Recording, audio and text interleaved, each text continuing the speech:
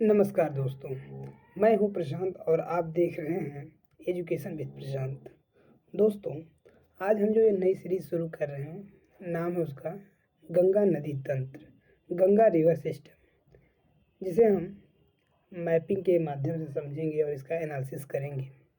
ठीक है दोस्तों, बढ़ते हैं ये सब नए सीरीज के साथ। दोस्तों, गंगा नदी की अगर बात करेंगे तो गंगा नदी भागीरथी और अलकनंदा नदियों का सम्मिलित रूप है जो देवप्रयाग के निकट मिलकर गंगा कहलाती है। गंगा नदी का मुख्य स्रोत उत्तराखंड में स्थित गंगोत्री हिमनद है। यह हरिद्वार के निकट मैदानी भाग में प्रवेश करती है और इसमें दाहिनी ओर से यमुना नदी जो प्रयागराज के निकट मिलती है। दक्षिण पठार से आकर गंगा में मिलने वाली नदी सोन है। आगे दामोदर नदी छोटा नागपुर पठार से जल ग्रहण करके इसमें आकर मिलती है। पुनपुन तथा टोस जैसी छोटी नदियां भी दाहिनी ओर से इसमें मिलती हैं। गंगा के बाएं तट पर मुख्य रूप से सहायक नदियां पश्चिम से पूर्व इस प्रकार हैं।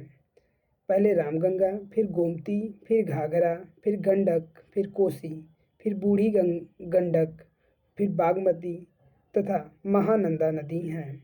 गंगा नदी की सबसे अधिक लंबाई उत्तर प्रदेश में है। दोस्तों, गंगा नदी की बात करें तो ये 2525 किलोमीटर इसकी लंबाई है और ये 5 स्टेट को कवर करती है। इसके साथ ही साथ ये 2 देशों में विस्तार करती है, जिसमें कि पहला भारत और दूसरा बांग्लादेश है। दोस्तों, गंगा नदी भारत की सबसे लंबी और सबसे पवित्र नदी है। यह न केवल एक जल स्रोत है बल्कि भारतीय संस्कृति और अर्थव्यवस्था का आधार है। इसी के साथ दोस्तों, इसकी उद्गम की जैसे हमने बात की थी, तो गंगा का जन्म उत्तराखंड के उत्तरकाशी जिले में गंगोत्री ग्लेशियर से या गौमुख से होता है। शुरुआत में इसे भागीरथी के नाम से जाना जाता है, जो अलकनंदा के साथ मिल करके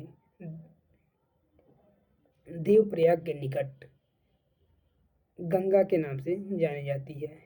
यह पहाड़ों को काटकर सकरी घाटियों का निर्माण करती है। दोस्तों, अगर हम पंच प्रयाग की बात करें तो पहला है विष्णु प्रयाग, जिसमें अलकनंदा और धौली गंगा आकर मिलती हैं। इसके बाद नंद प्रयाग में अलकनंदा और नंदाकिनी नदी मिलती हैं। इसके बाद कर्ण प्रयाग में अलकनंदा और पिंडर नदी मिलती है।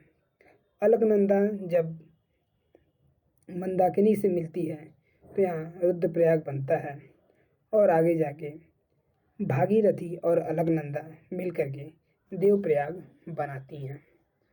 दोस्तों, बात करते हैं ये किन राज्यों से बहती है, तो ये उत्तराखंड, उत्तर प्रदेश, बिहार और उसके बाद झारखंड, फिर पश्चिम बंगाल में ये विस्तार करती है। थोड़ा सा इसका मैपिंग देखेंगे तो कुछ इस प्रकार से है और ये लास्ट में बे ऑफ बंगाल में गिरती है।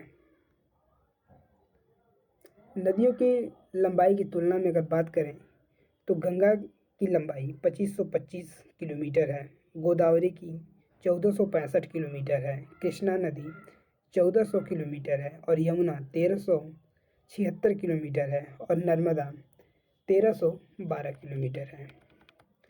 और गंगा नदी जो है ये उत्तर भारत की सबसे लंबी नदियों में से एक है।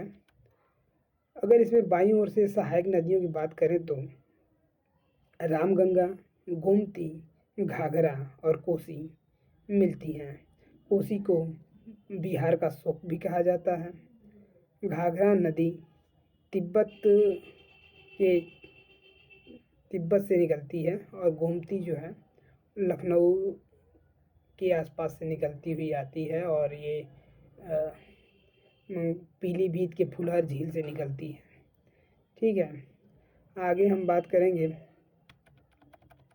दाईं ओर से मिलने वाली सहायक नदियों के बारे में। तो यमुना नदी जो गंगा की सबसे बड़ी सहायक नदी में से एक है, ये प्रयाग के बाद प्रयाग के पास संगम में गंगा में मिल जाती है। फिर इसके बाद है सोन रिवर,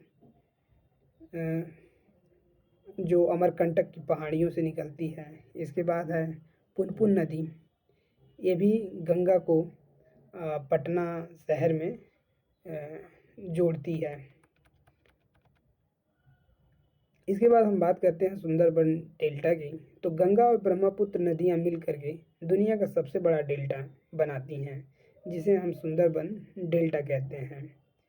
यह फेमस है सुंदरी मैंग्रोव ट्री के नाम से, और यहाँ पे रॉयल बंगाल टाइगर पाए जाते हैं, और ये यूनेस्को की वर्ल्ड हेरिटेज साइट में सम्मिलित है। अगला है गंगा के किनारे बसे प्रमुख शहर। दोस्तों, हरिद्वार जो काफ़ी धार्मिक शहर है और ये उत्तराखंड में स्थित है। कानपुर दोस्तों ये उत्तर प्रदेश में है। प्रयाग उत्तर प्रदेश में। वाराणसी उत्तर प्रदेश और बिहार में। पटना है जो हिस्टोरिकल कैपिटल है साउथ बैंक। ठीक है, तो इसके साथ आगे हम चलते हैं। गंगा बेसिन का वितरण जो है वो लगभग 34% उत्तर प्रदेश में है, 18% बिहार में, एमपी और झारखंड में 18%, और बाकी अदर्स जैसे उत्तराखंड, राजस्थान और वेस्ट बंगाल में है। थैंक यू फॉर वॉचिंग दोस्तों। Subscribe to Education with Prashant for more such mapping videos. Subscribe now. और any question post then the comment. तो दोस्तों एक कैसी वीडियो लगी आपको, इसका आप कमेंट करें, लाइक करें, शेयर करें और सब्सक्राइब करें। धन्यवाद।